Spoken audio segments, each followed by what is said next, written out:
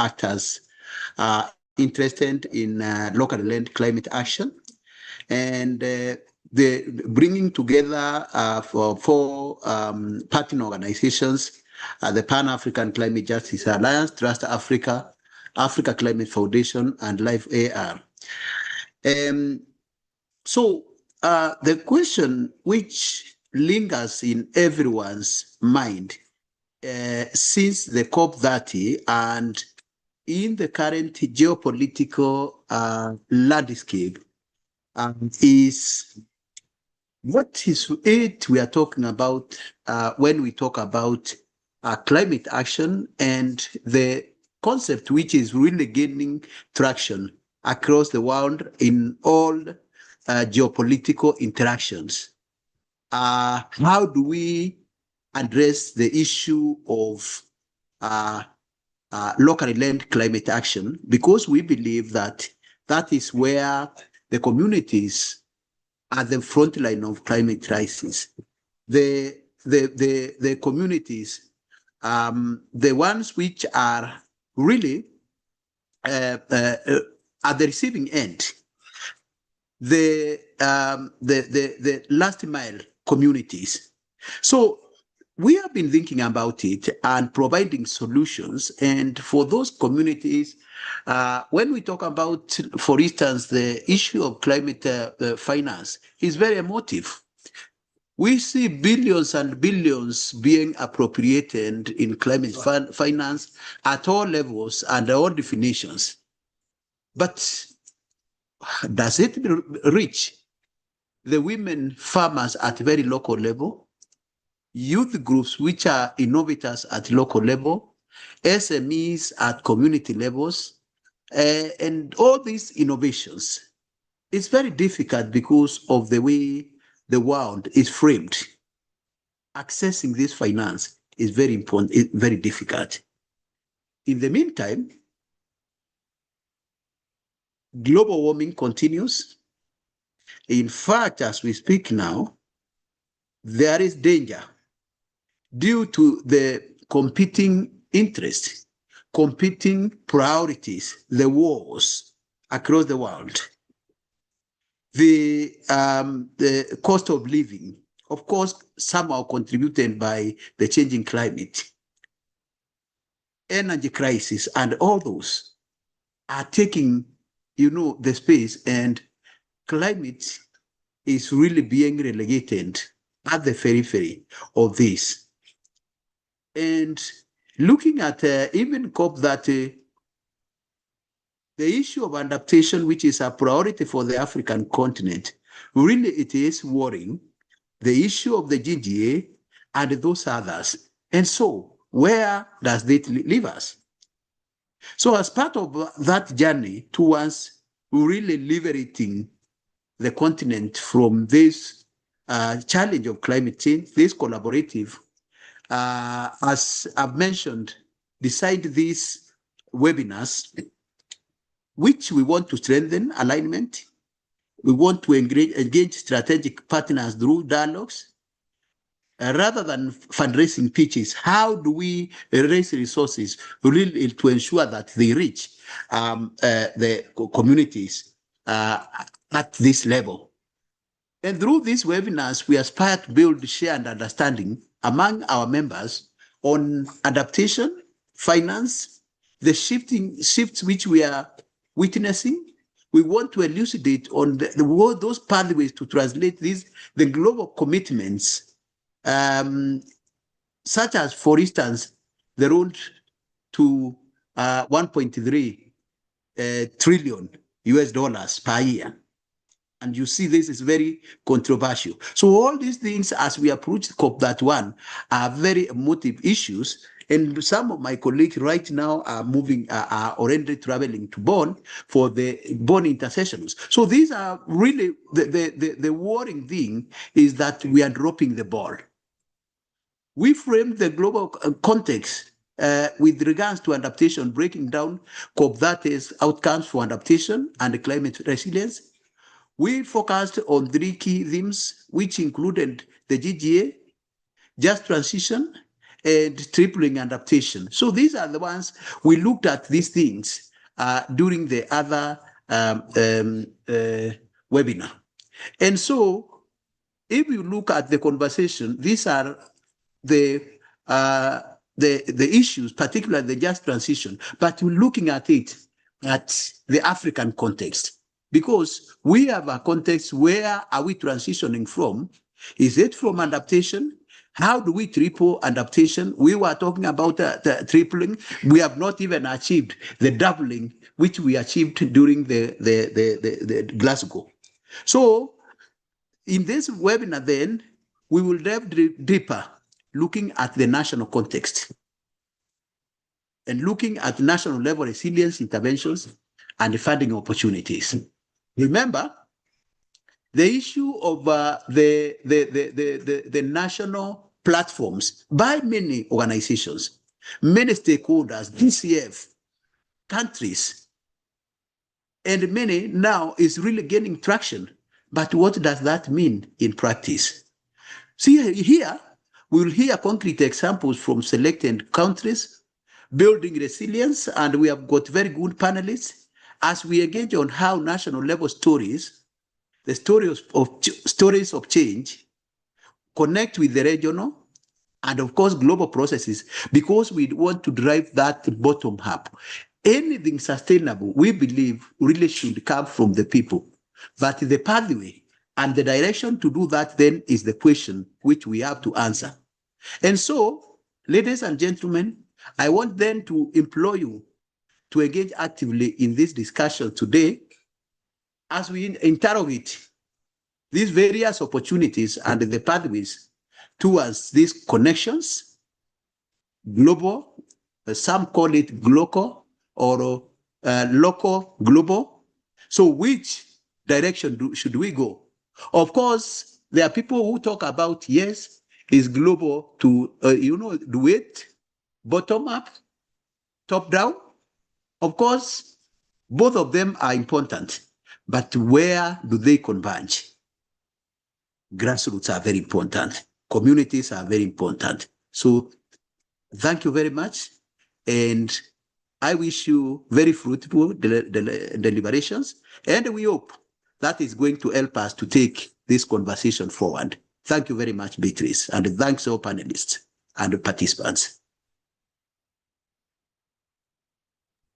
Thank you very much, Dr. Mithika, for really grounding us on why locally led adaptation matters, but indeed that the focus has to go beyond the commitments and outcomes that are achieved in negotiation rooms, because those will only be meaningful, and the resilience can only be achieved if it leads to action and actionable outcomes at community level. Thank you very much once again for those perspectives and practical perspectives. Moving on now, I will hand over to my colleague, Dr. Bethany from IIED, to take us through the next session. Over to you, Bethany, to get us to the next session. Thank you so much, Beatrice, and thank you, Dr. Mithika, for opening the session today. We're going into the panel discussion where we'll be doing exactly that. We'll be hearing from the national level from three panelists who are very grateful to for joining us today. We'll be starting with Hannah Omakaye from EcoSmart Club Nigeria, who'll be talking about joining the dots from NAPS to local action. Then we'll be moving to Obed Koringo from CARE Denmark about making it happen, talking about finance and funding for resilience at the national level. And then finally, we'll hear from Scovia Akot in Uganda. She works for the Ministry of Water and Environment in Uganda, where she's implementing the Life AR initiative, where I'm also head of learning at the Life AR initiative. So we'll hear from these three different aspects today. So I'd very much like to open the floor to the panel discussion, starting with Hannah. let me just introduce Hannah. She's a climate leader, educator, and youth organizer driving inclusive climate action in Nigeria. She's the founder of EcoSmart Club, a youth-led initiative that equips young Nigerians with green skills and empowers them to lead climate action through gender-responsive environmental clubs, teacher capacity building, and environmental projects. Her vision is to see an Africa where marginalized communities, especially youth, women, and people with disabilities, can pursue green careers, influence climate decision-making, and transform locally rooted Afrocentric ideas into tangible community action and systemic impact. She's a 2024 Africa Climate Alliance Ambassador and an eco-champion with SOS Children's Villages. So welcome, Hannah, and thank you for joining the discussion today. We're really looking forward to hearing about your work. As a youth and local actor, can you tell us what forms of climate adaptation you're seeing in your community and your country? And what do these realities tell us about how well national adaptation plans are translating into local level action? Over to you, Hannah. Thank you. Thank you so much, Bethany, and many thanks to the team for inviting me. Good afternoon, everyone from Nigeria. Just like I've been introduced, I'm the founder of EcoSmart Club, and my work broadly focuses on working with youth, people with disabilities, women, and informal communities, informal workers on climate issues. And I'm going to be answering this question both from organizational experience and what I've also observed as a young person living in Nigeria. So through our work, we've seen a level of adaptation across the country and even beyond Nigeria. And this is because of course, the climate crisis is already here, and communities are already grappling with different issues like flooding, extreme heat, food insecurity, and other climate-related changes. And just as human nature to adapt, we are also seeing these remarkable examples of adaptation and resilience at different level.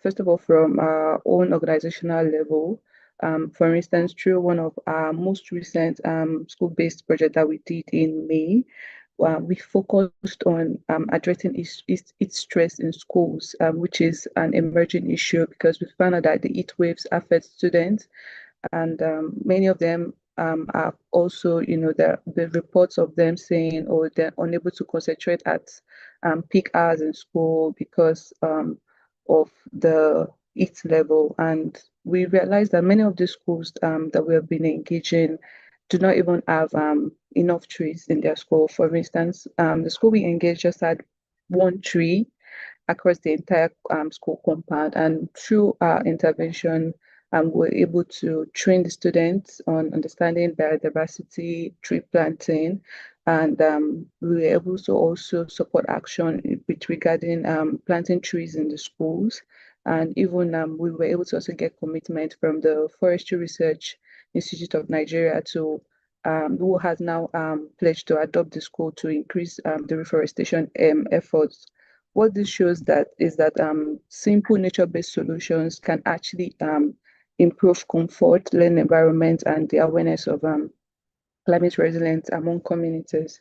Part of our work is also focused on disability and climate change, and we, through our Greenability project, which is a youth with disability-led project, we are implementing a climate disaster preparedness initiative that works with young people, school communities to build awareness and readiness of climate-induced disasters such as flooding, heat waves, and other extreme weather events that are locally found in Nigeria.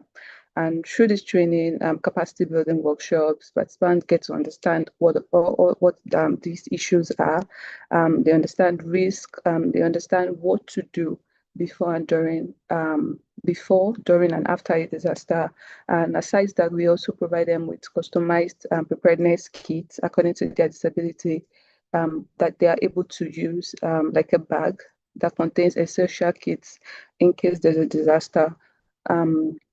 What we're also learning about this is that it's not just about equipping them with knowledge and tools, but we're also training them to also become trainers in their community to increase education and awareness level in their own individual communities.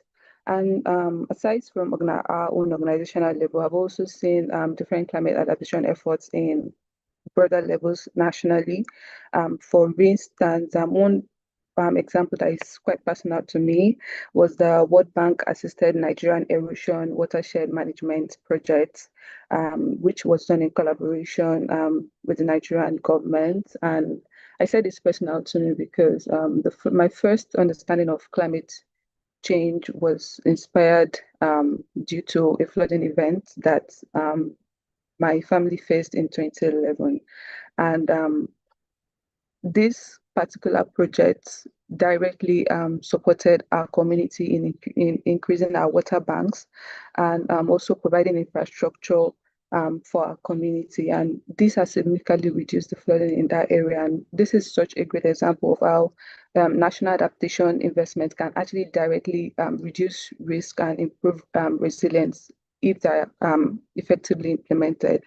But beyond all these formal projects, we're also witnessing community-led adaptation responses in local communities. For instance, we're seeing farmers, they are increasingly adopting agroforestry practices, and they're showing interest in indigenous crops and drought-resistant crops that are better suited to the changing climate conditions. Because our weather patterns have also become more unpredictable, we are also seeing adoption of technology from farmers, and they're increasingly becoming more open to use climate information and weather forecasts to inform their planting decisions. And at household level, we are also seeing a rise in small-scale food production systems. And these days, you see household planting in sacks, embracing backyard farming, and all of these approaches are helping families to respond to food costs and the rising food cost and to strengthen food security. There's also growing interest in indigenous knowledge and local solutions, especially the ones that a lot of people do not pay attention to in climate discussions. So when I look at this different level, from national to school-based, and to community-led adaptation efforts, what stands out to me is that adaptation is already happening and people are already finding ways to respond to the climate risks and they are building resilience. But the reality is that even though this is happening, they are happening unevenly and in fragmented ways. By this, I mean that even though people are adapting, it's not everybody that have the same opportunity to adapt. It's not everybody that have the same resources to adapt or the support to adapt. And most of these efforts are happening on individual level instead of it being as a part of coordinated system. So for me, NAPs are very important. And the value of NAP is not just in identifying priorities, but it's in creating stronger connections between national investments and the realities of the community. And I believe that if we strengthen and we work towards connecting local innovation, community adaptation efforts, and national resilience investments, then we are able to move closer to building resilience that is inclusive, sustainable, and that is truly locally led. Thank you.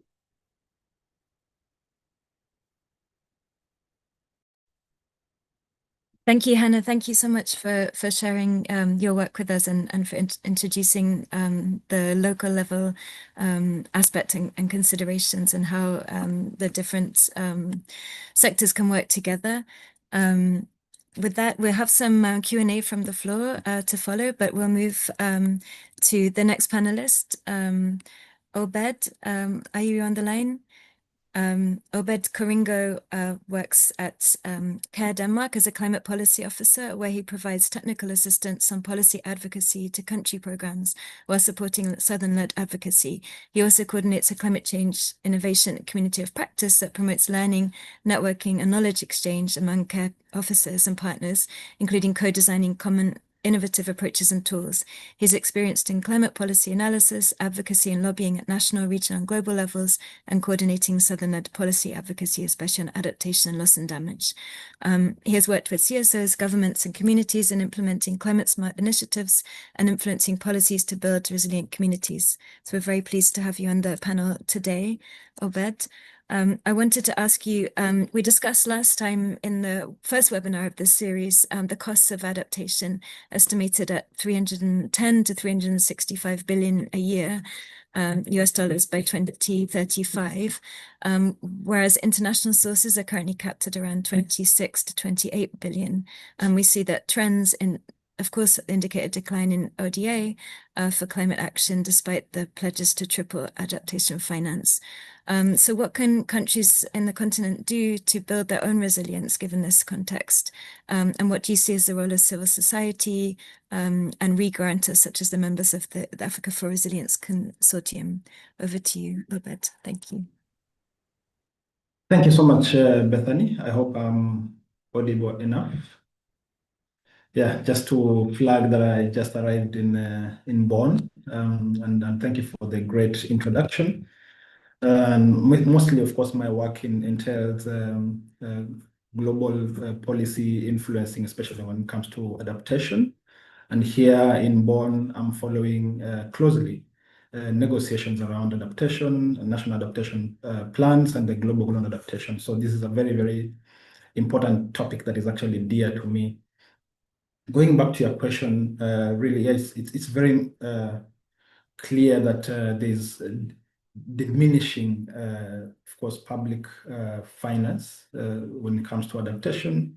The ODA keeps diminishing. When you look at previous, commitments, starting with the doubling of adaptation finance that was agreed in Glasgow, we could clearly see that it wasn't achieved, and now we have the tripling of adaptation finance that was agreed in COP30, which is merely a drop in the ocean when you look at the adaptation needs that actually are, as you said, are estimated at 310 to 365 billion dollars annually. So this really paints a very, very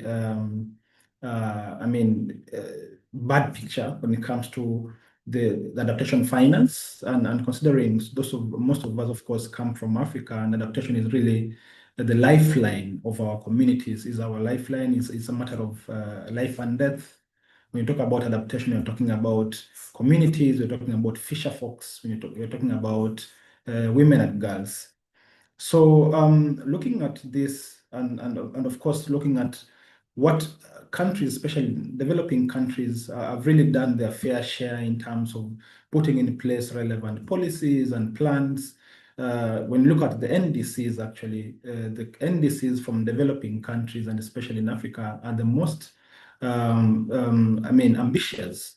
And out of the more than 70 countries that have submitted the NAPs, of course, at least 35 and above are actually come from Africa. But where is the finance to implement this? And that is a question that we actually trying to respond to here. And actually, my task here today is not a very easy one.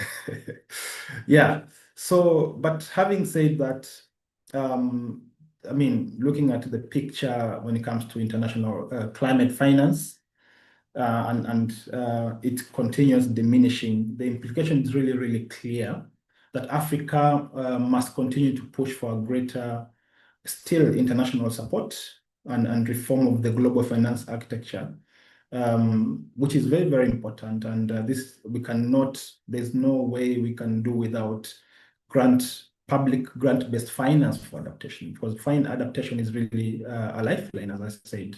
But resilience still cannot be built through external finance alone.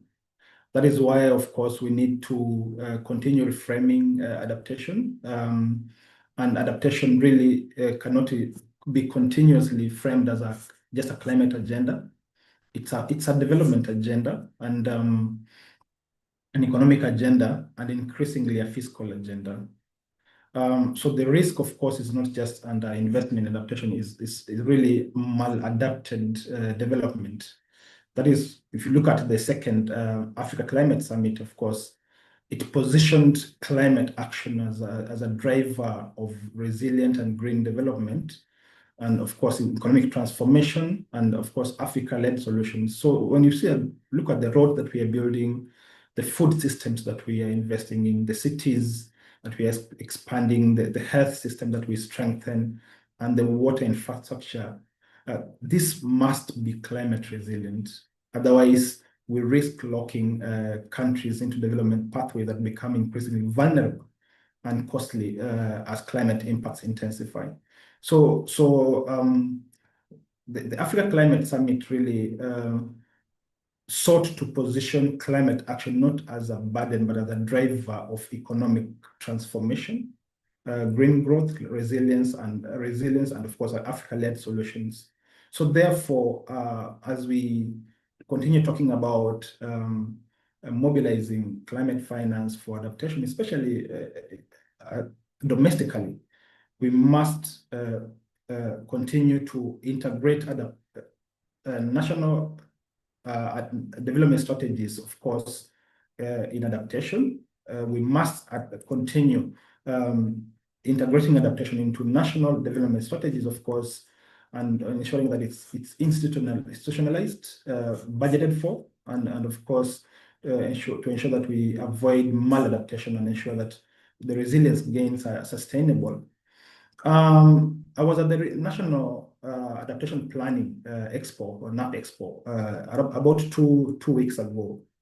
And one of the key messages that actually came out of this NAP Expo, of course, the NAP Expo brings together countries, various stakeholders, including governments, civil sector organizations, donors, private sector, who really share experience in terms of the formulation and implementation of the NAPs and the challenges and how to overcome those challenges, especially financial challenges.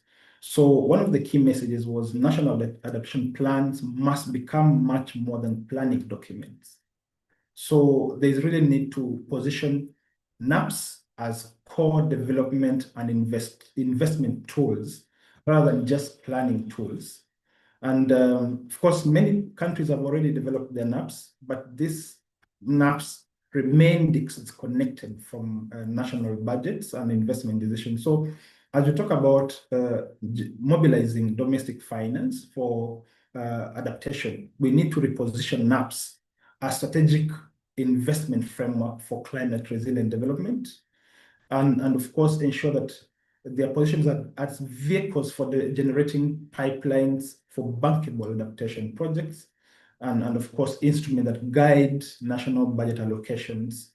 And then if adaptation is really framed as a development issue, then it must be financed like development. Of course, that means, of course, domestic resource mobilization, which should be central and not as a substitute for international finance, but of course, as the foundation that unlocks international finance for adaptation. And when you look at the UNEP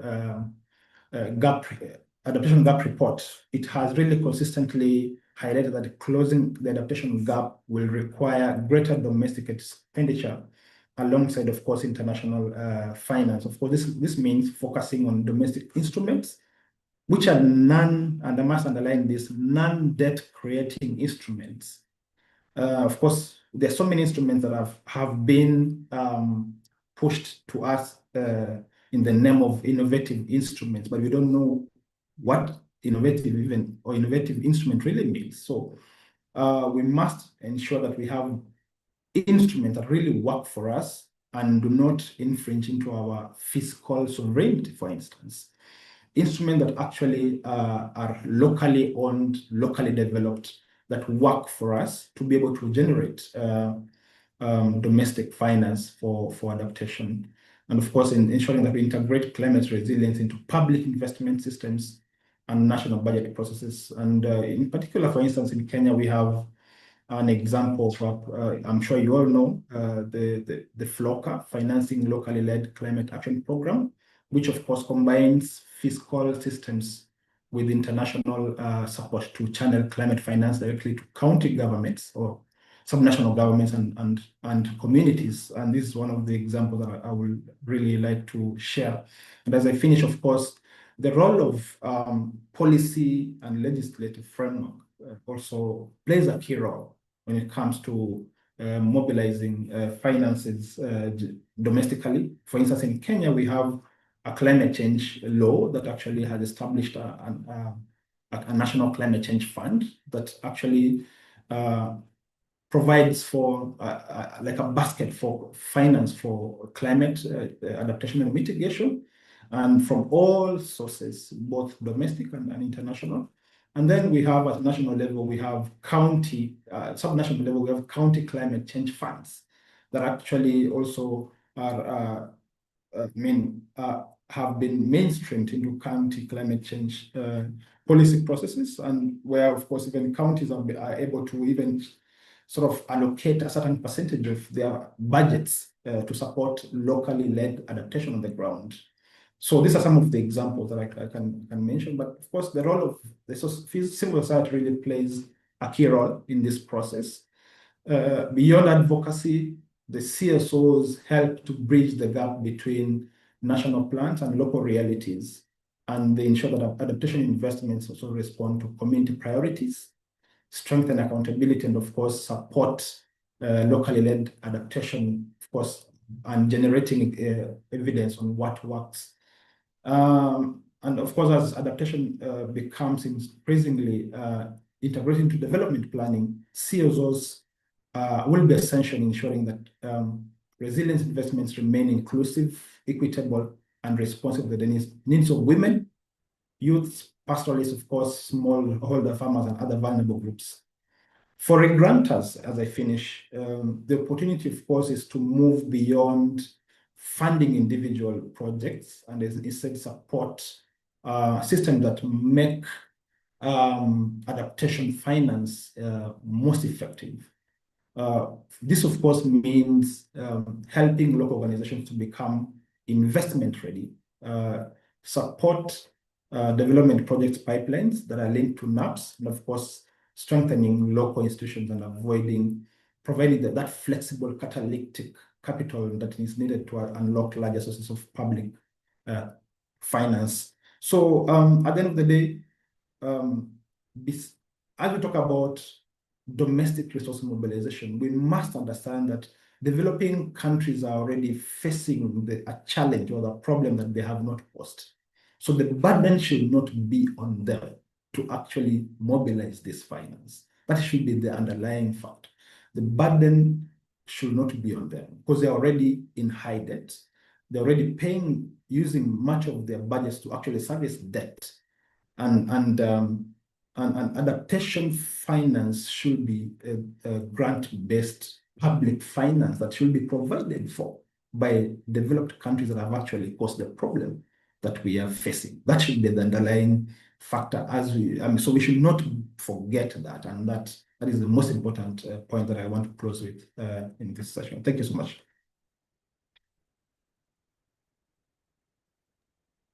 Thank you so much, Obed, and for making that final point that fundamentally the priority is grants and should not be up to the countries facing climate change caused by other countries to make up this difference.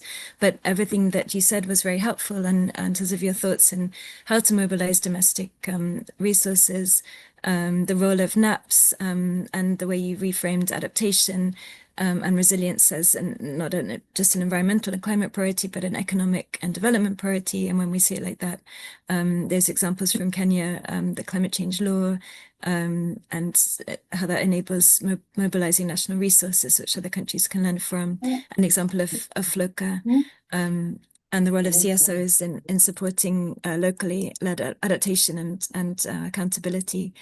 So thank you very much for all of those interventions.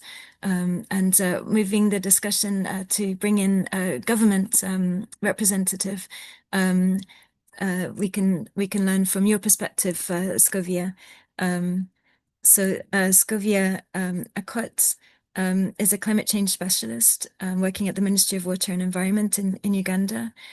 She is the national focal point for Life AR, the LDC-led initiative for effective adaptation and resilience. Life AR is led by LDCs, and it aims to shift power from the international to the local level, and deliver 70% of climate finance to the local level to support investments prioritized by communities themselves by 2030, making those communities the key agents in driving climate resilient societies.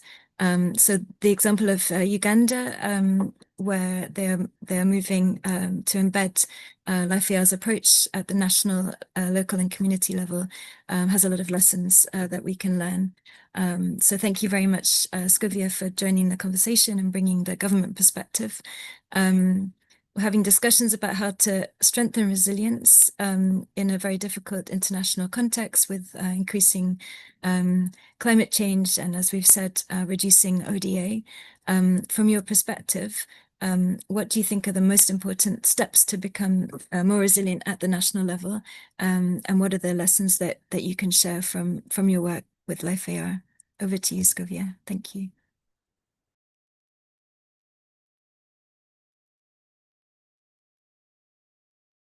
Oh, Scovia, I'm sorry. It seems that we're still having an issue with your microphone. I don't know if you're able to try again.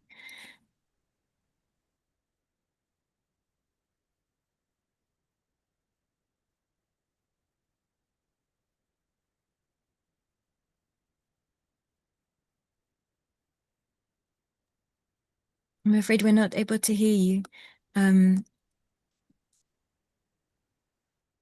Maybe we can ask a follow-up question of the other panelists while you adjust your microphone. I'm sorry about that.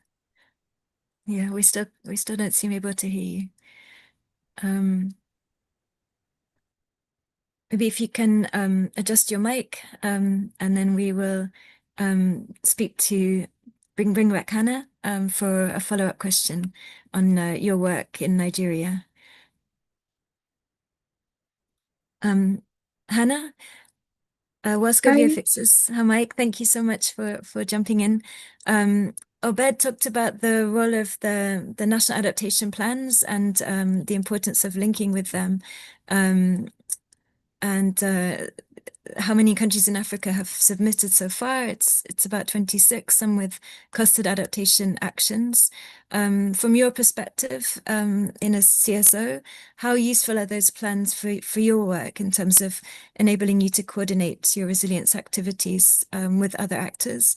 And what do you think is required to move from planning into concrete and efficient actions? Over to you, Hannah. Thank you, Bethany. And interesting question. About 26 countries in Africa have submitted, which shows that there is great coordination in that area. Hopefully, more countries also join. And how useful are these plans? Of course, national adaptation plans are very useful, and they're extremely important because they provide countries with the structured framework that are used to identify the climate crisis that can help us to define our priorities, and can also help to coordinate adaptation efforts across different sectors.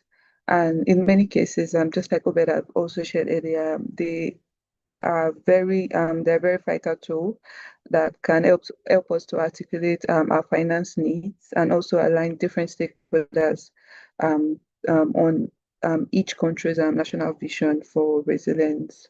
But having said that, we know that the real challenge is not the existence of these plans, but really the transition from the planning and what we have on paper to the implementation of these plans in the grassroots.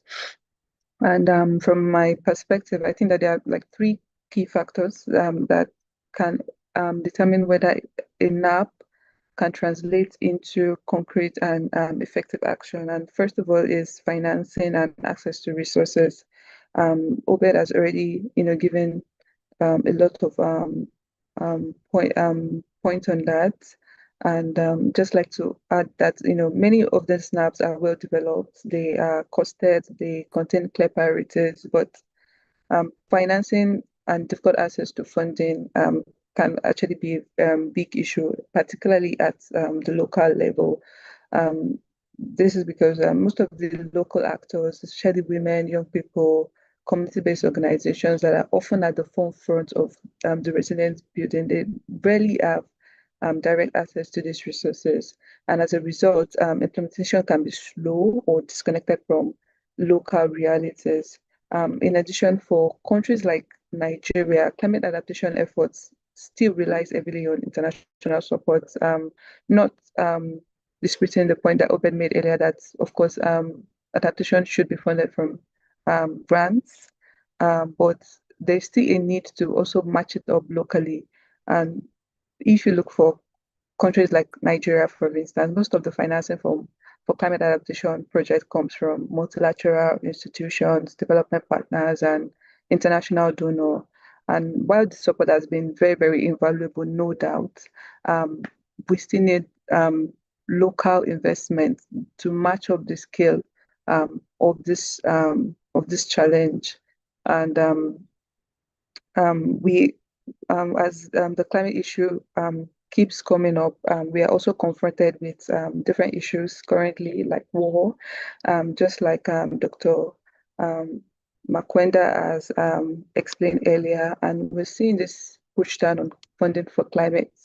And this in itself is like a challenge, and this is why there's a need to strengthen domestic resource mobilization, and also to encourage greater private sector investment in resilience building.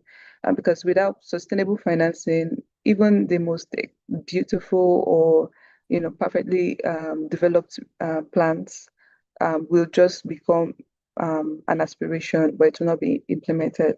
The second factor, I think, we also need to pay attention to is coordinations across sectors and levels of government.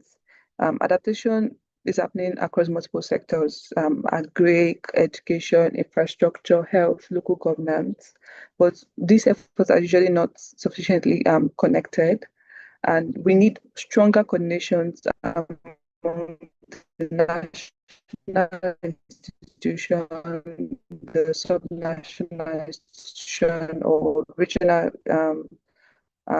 government, as it may be in different contexts, community groups, to avoid duplication, to maximize resources, and to ensure that these efforts, they reinforce one another. The third that I'm going to be mentioning is the fact that we need to localize implementation. NAPs are national frameworks, but the climate impacts are experienced locally. And if implementation does not reach schools, communities, farmers, women, young people, people with disabilities, and other vulnerable groups, then the impact of these plans will be limited. So we need stronger mechanisms that can translate the national priorities into locally relevant actions that can also empower communities to shape and implement solutions that respond to their realities. So ultimately, I would say that NAPs should not only guide top-down implementation, but they should also recognize support and scale bottom-up solutions that are already working. Because across Africa, communities are already adapting. I've shared a couple of examples earlier, through local innovation, through indigenous knowledge, climate-smart agriculture, disaster preparedness. And the role of NAPs is to create that enabling environment that connects these local efforts to policy, to financing, and to institutional support. So the true measure of all these plans submitted is not just how comprehensive these documents are, but whether at the end of the day, communities are more resilient because of them, and whether these plans are adequately financed, whether they are well coordinated and locally led in their implementation. It is then that they can now become powerful tools for building resilience at scale.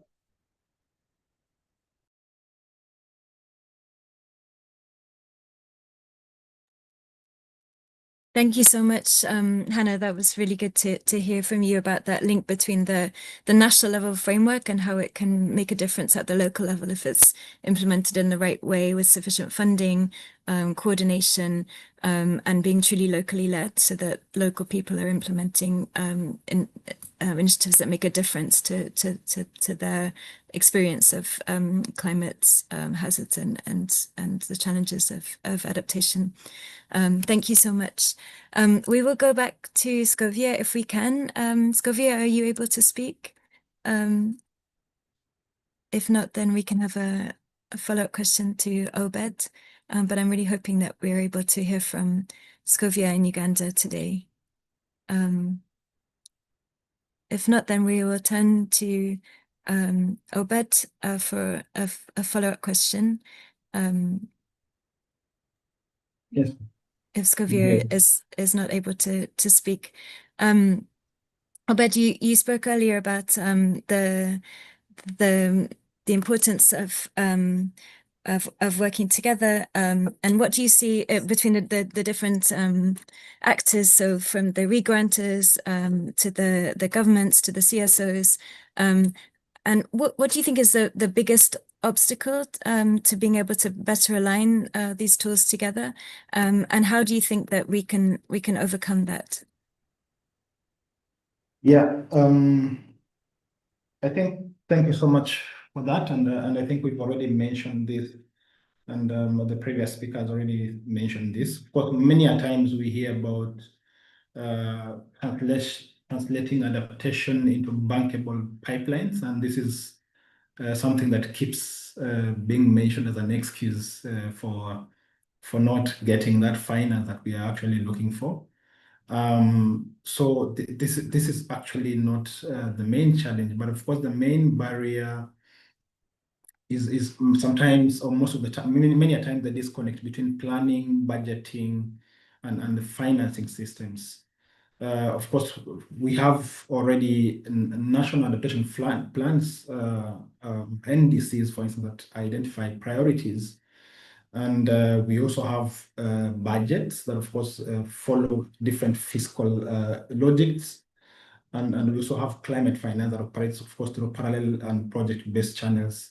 But these three, they rarely they are rarely interconnected, or they rarely speak to each other. So as a result, we have plans that, of course, for instance, are not necessarily generating investable pipelines. And of course, finance that does not necessarily go through national systems, and projects that are quite fragmented and also quite at a small scale. So we need a number of shifts, of course, and we've already mentioned this. How do we turn plans, be it NDCs, be it NAPs, into investable pipelines and not just wish lists? Because what we have many a times are just wish lists. And we are hoping that we'll have international finance to be able to help us implement this. So we need to enhance or strengthen the costing and prioritizing of adaptation actions. And of course, ensure that we package interventions into programs and not isolated projects. Because many times we find ourselves implementing projects, but we need to have like that programmatic sort of perspective. And I mean, MDBs or different funds, multilateral funds should invest much more in project preparation, not just, of course, just approval. So how do we enhance these capacities within the countries? And then, of course, we need to ensure that we integrate these priorities, adaptation priorities, into medium-term expenditure frameworks, and of course, funding partners should be able to channel more finance through country systems, and of course within and align within national planning and budgeting cycles. And lastly, of course, we need to use the re-granting and local finance to bridge the last mile. So how does this finance actually reach the local communities that actually need this finance? So the grantors, of course, need to ensure that they have decentralized mechanisms that provide the flexible, small-scale finance for local adaptation, finance local adaptation solutions, for instance, building and aggregate, of course, local initiatives into larger investment portfolio. And of course, the FLOCA model, of course, links national systems with local delivery and financing, and really give this as an example, of course. And then, of course, the grantors also play a key role in de-risking the local actors.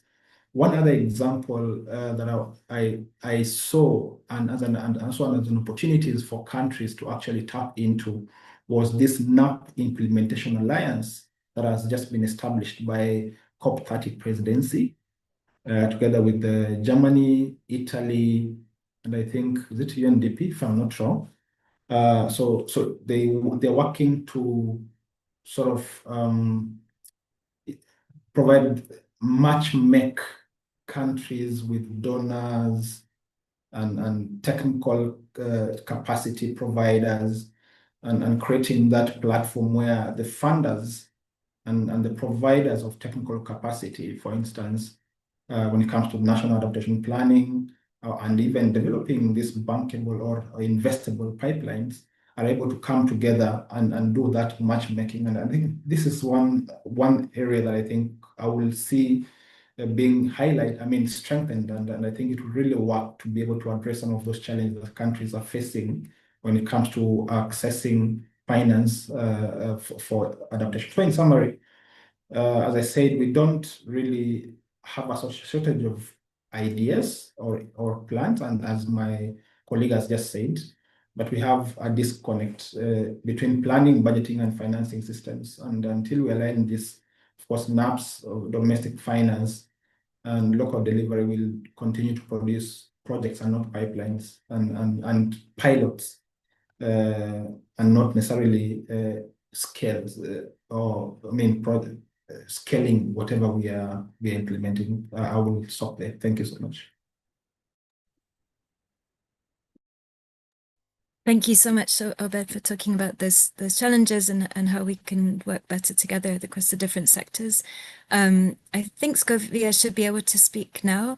So she'll be talking about Life AR in Uganda, and that is an example of an initiative which is trying to move away from individual projects which are fragmented to more of a overall initiative with a pipeline of projects that can be scaled across districts and across countries. So Scovia might be able to talk more about challenges that they faced and have been able to overcome, and working across the whole of society, moving away from business as usual to working together jointly across governments, local governments, CSOs, private sector. So hopefully we can hear you now, Scovia. Turning the floor over to you. Thank you. Yes, thank you, Bethany, and thank you all for your patience. Now, in terms of, I want to really start from where Obed, and I think he has hinted a lot on what it takes to build resilience, and right from the policy environment, the issue of institutionalization and strengthening institutional capacities across the board. And when I talk about the board, I mean all the layers, right from the national level to the grassroots level. And Bethany, you talk about our experience with the whole of society and what it means to work in that kind of framework. I would say that it is not a new framing in Uganda's case.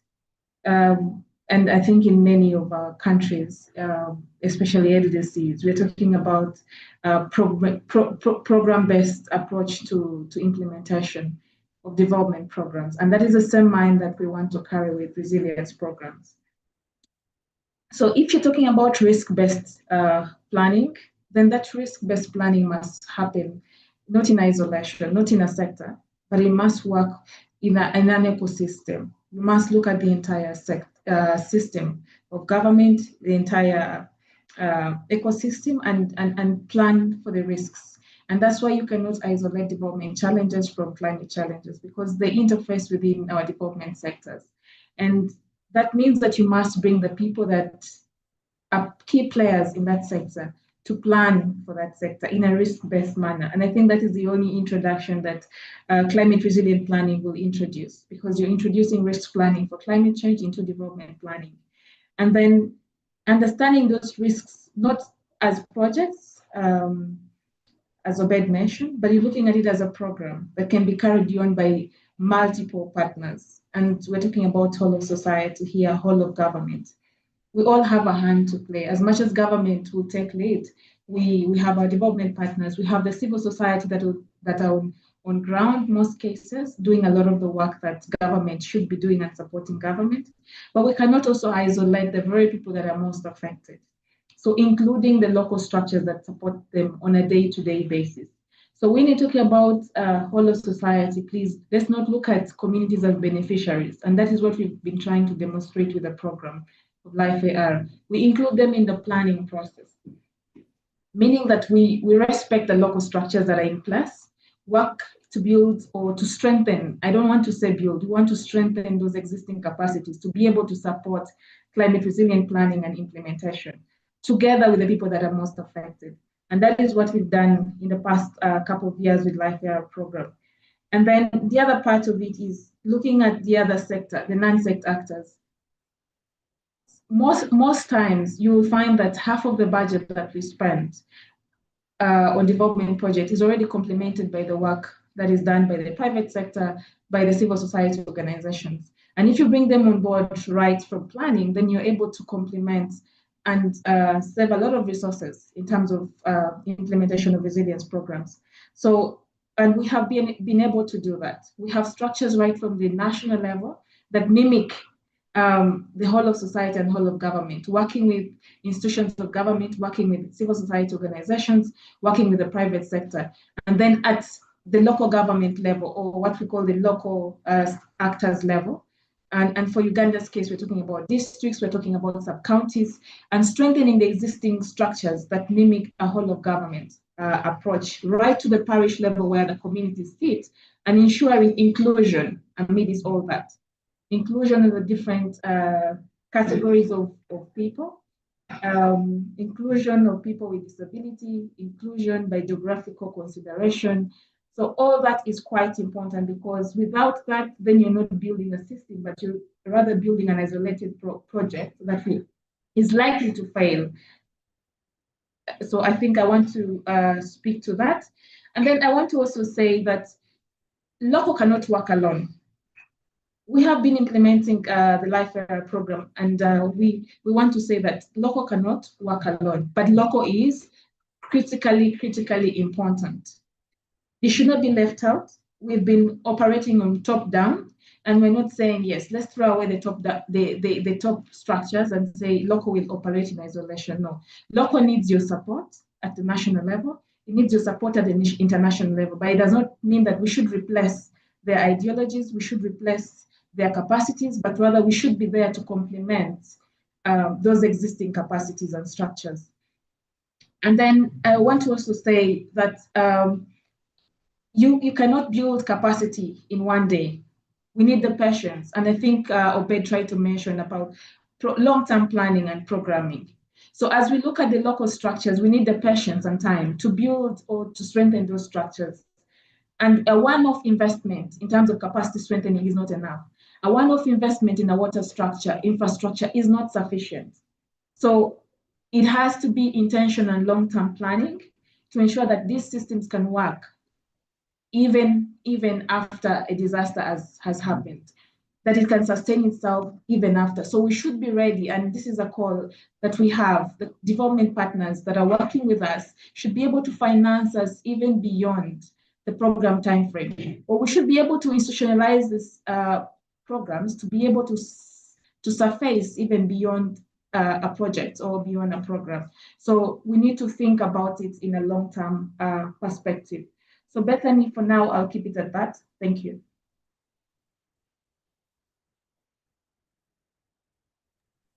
Thank you very much, Scovia. And thank you for sharing with us your experience of working in a programmatic way with the local level and complementing and strengthening rather than replacing. That's really, really helpful. And we have some questions from the floor which relate to your experience, Scovia. So I don't know, there's a question from Bubu Pate Jallo. I don't know if you're able to take the mic, but otherwise I can read out your question, which I think is directed at Scovia. Bubu, if you're there, feel free to speak your question. Otherwise,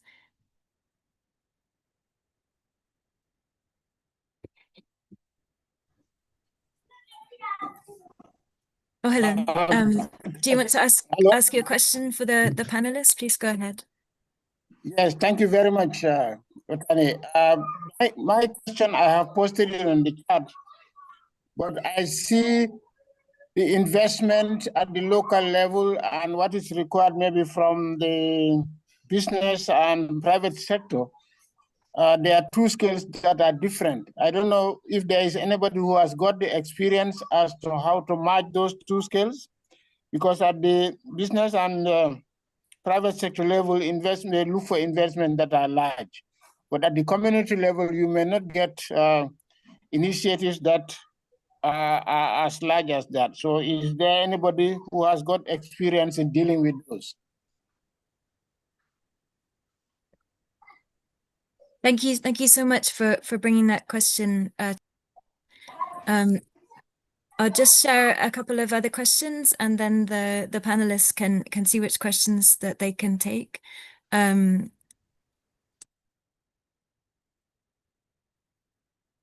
have one more question from Viola Musimenta. She mentioned the need to, the questions on how to address systemic barriers that hinder marginalized groups of people from participating meaningfully.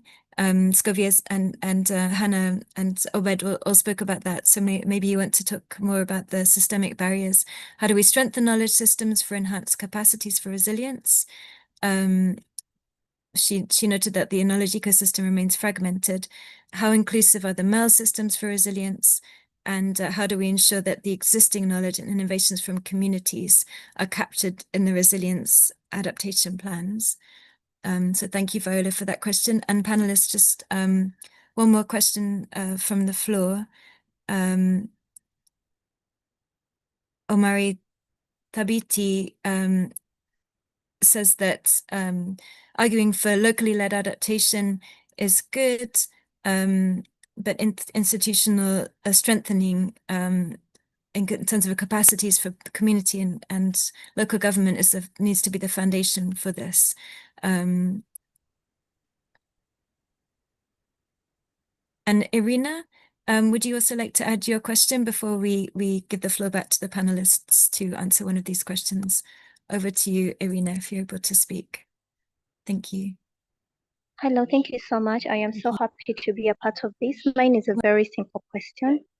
How any of the panelists can answer, how are they able to ensure project sustainability for the communities? I mean, when the project ends, definitely the money is no longer coming in.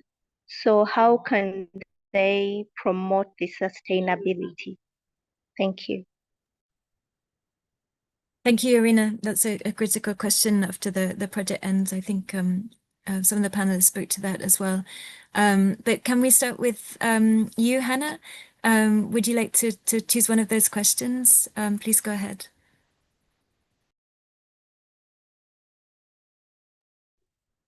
Okay, thank you very much. Unfortunately, I wasn't able to get everything, so I was just trying to check into the chat if I could find them. But I'm happy to answer the last question. How do you ensure sustainability when the project is ended? And I'm answering based on, you know, someone that works at the grassroots level.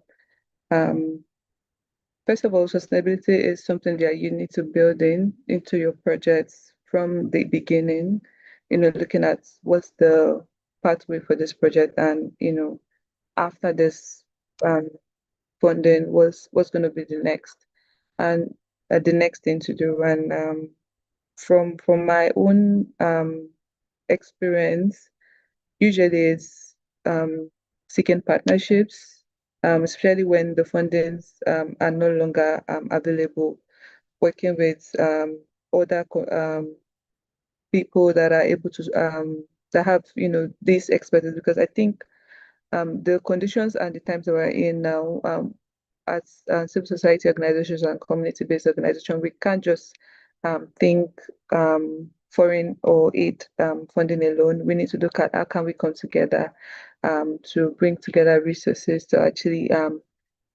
implement and work, because sometimes you realize that you may not even need just money. You might just need expertise or knowledge in this regard.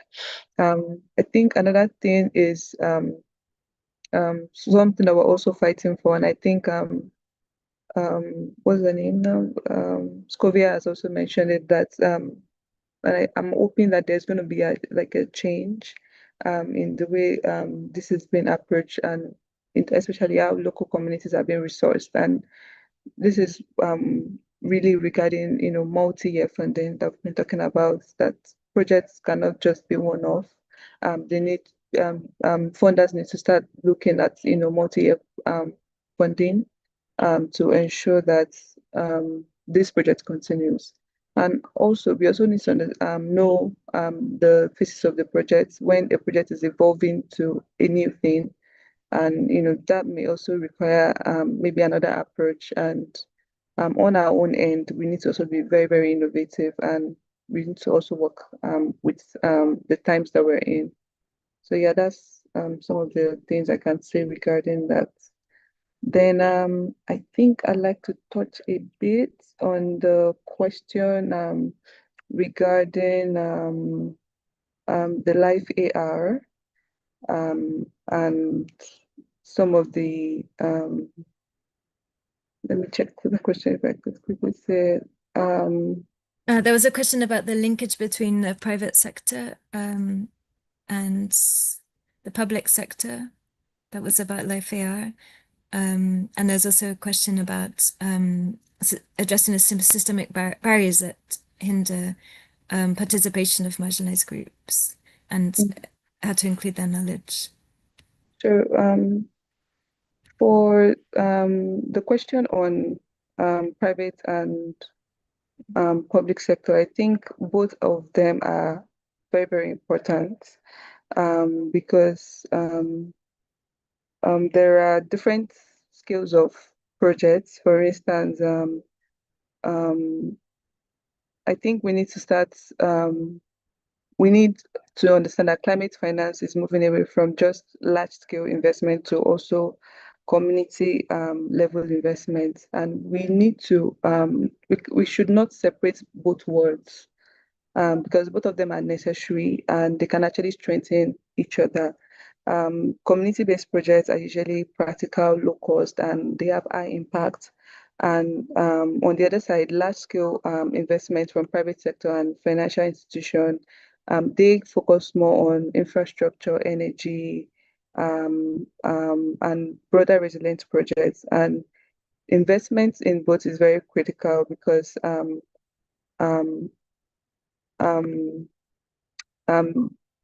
they do not always reach directly reach local actors, but for instance, a community-based funding would reach a grassroots organization. So I think the key is to marrying the two scales, both for the private and public local funding, and to build structured linkages between them.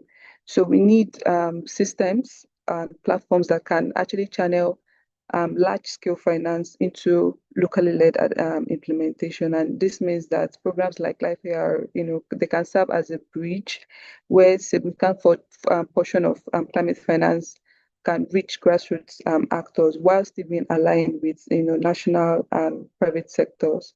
And then we also need to recognize community-based organizations as implementation partners within the larger investment portfolio.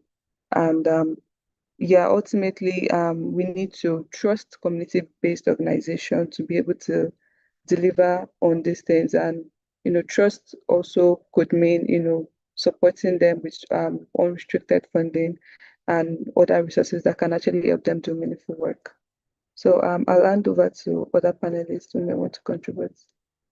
Thank you very much, Hannah, for that. And yes, I'd like to hand the floor to Scovia to respond to one of those questions. We're closing soon, so if you can take one of those, the question that you prefer, over to you, Scovia. Yes, I want to talk about scale, and I just want to ask, who says that local cannot be at scale? Because as far as I know, all the big World Bank projects that we have are being implemented at the grassroots level. They're targeting benefiting the communities. So who says that local cannot be at scale? What we advocate for under locally led adaptation is simply that, one, the risks must be in tandem with the needs and the priorities of the people. Okay. Number two, we are asking that there should be devolution of financing. So meaning that we should also enable the local structures to be able to manage this financing and be able to implement this project so that they're implemented suiting the needs of the people. So we are also asking that, well, we are included in the planning process. And that indeed can be done even with large-scale projects, involving the communities, involving the local actors in the planning for adaptation. And that does not mean that we cannot have large-scale projects. So I think it's a mindset that needs to shift around how we conceptualize locally led adaptation. We're not talking about small-scale interventions, because we can have interventions that are top-down but are still small in terms of scale. So it is about how we conceptualize this and the mindset around and the intentionality around involving the people that are most in need in terms of planning, risk assessments, monitoring, and being able to make the decisions on what should be invested on. And I think that is what we're asking for in terms of locally led adaptation. So it can actually be at scale. We just need to plan accordingly. And all these projects that we have, all these programs that we have can embed locally led adaptation approaches. And this is what we're advocating for, that it is possible, especially if we have intentional integrated planning. I think this is possible. I'll give an example. In Uganda, at the moment, we are working as an institution, as the Ministry of Water and Environment, to ensure that all local governments have what we call the district climate change action plans. And programs like LifeAR are financing risk assessments that are informing the climate change action plans. And these climate change action plans eventually are integrated into the development planning process. And what does that mean? That they'll eventually make their way into the national planning process. And that means that climate change is integrated in the national and development agenda, implying that if we have an intervention at scale, it will include the needs and priorities of the local people. So scaling LLA is very possible. And that is what we want to shift towards as a global community. We need to shift towards scaling LLA with an integrated and programmatic approach. Thank you.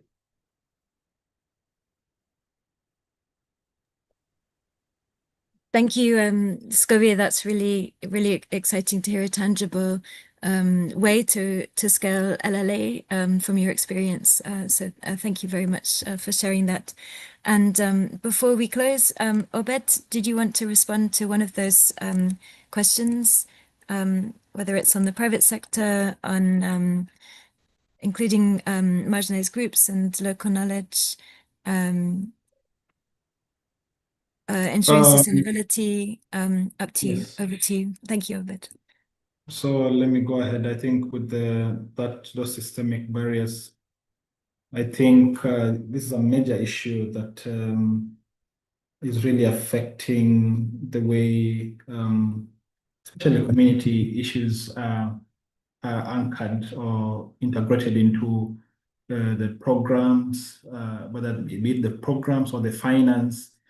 And one of those, I think, we need really to institutionalize, locally led adaptation, and especially engagement of vulnerable groups in the whole process of decision making.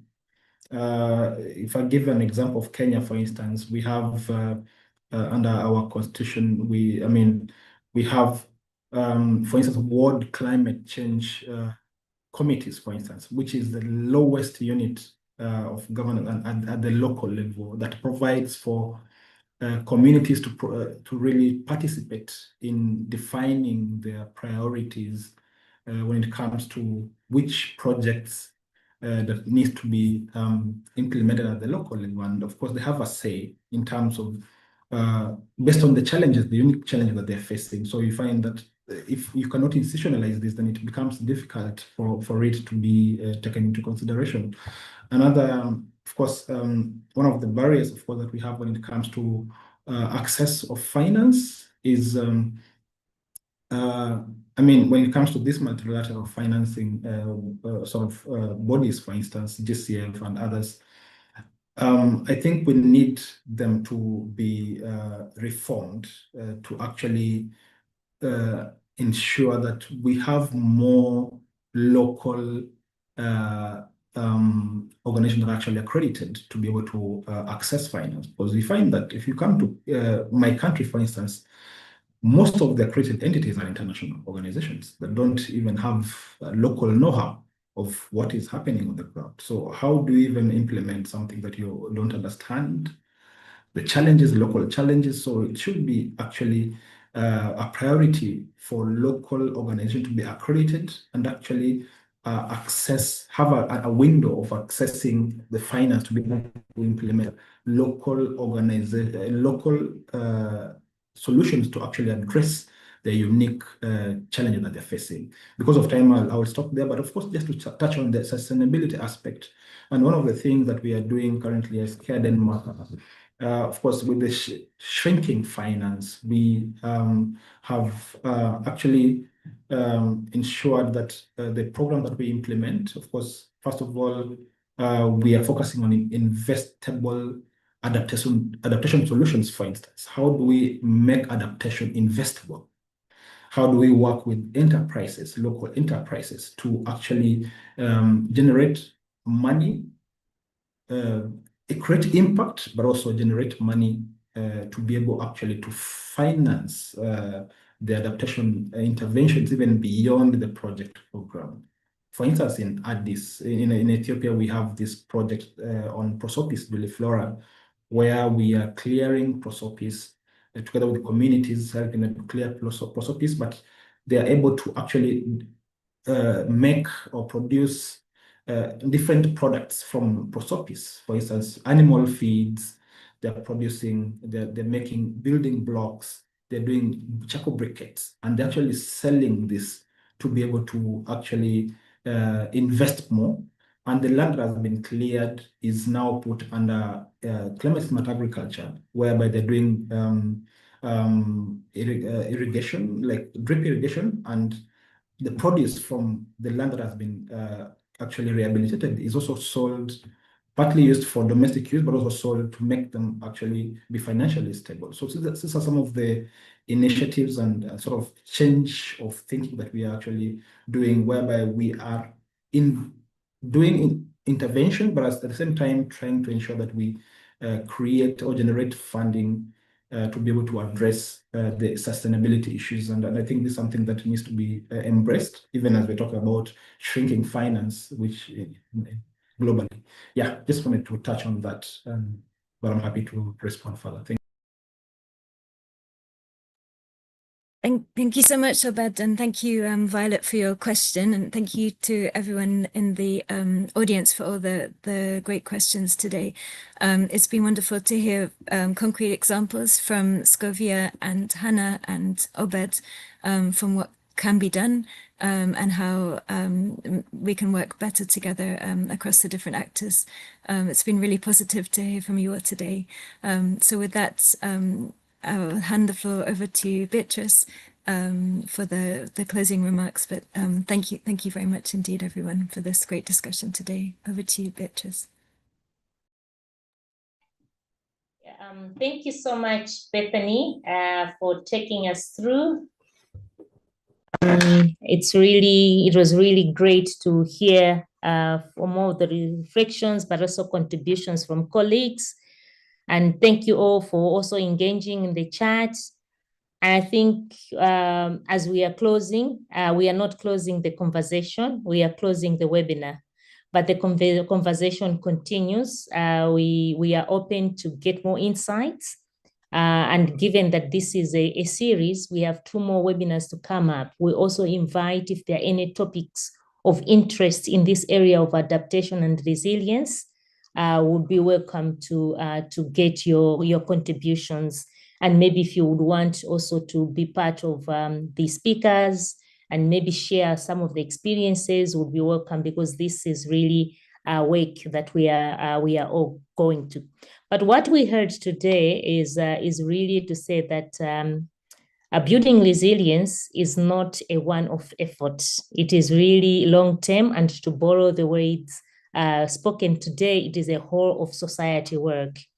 It requires us to move beyond fragmented approaches towards greater alignment, complementarity, where government, civil society, communities all working together with one purpose.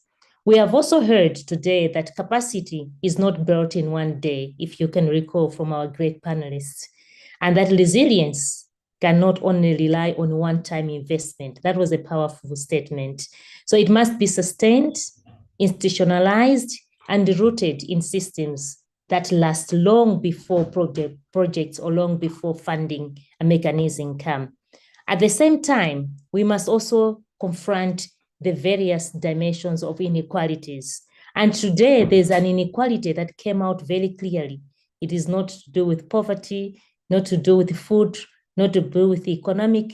It is to do with the opportunity inequalities. I hope you also got that one. And I felt that one is what we also need to confront: inequalities in opportunities and access, and ensure that policies are truly localized, reflecting the realities of the people that are most affected. And Hannah did a very good job to give us a whole array of dimensions of the people that are on the front lines and the people that are feeling these realities: the youth, the people with disabilities, the rural women, the men and women working day in and day out, confronting the climate crises. But also we've heard their historical responsibilities, and I think Obed did a good job to bring us to that side, to remain in climate action. These historical responsibilities are critical. So as we deal with these conversations, there are also responsibilities as we engage with the different partners in our local actors, with the policymakers, with the other institutions, with funders, with donors, that the inflows that are coming should not further worsen the economic challenges of countries, but they must come in grants and not further in loans. Therefore, there's a strong call for domestic resource mobilization and agency in shaping our own resilient pathways. So the question we leave with is very simple. How then do we work together more intentionally to turn these insights that we have received today into action? Thank you very much for being part of this conversation today, and we look forward to continuing it with you and receiving great insights. Thank you so much. Thank you. Thank you so much. Thank you.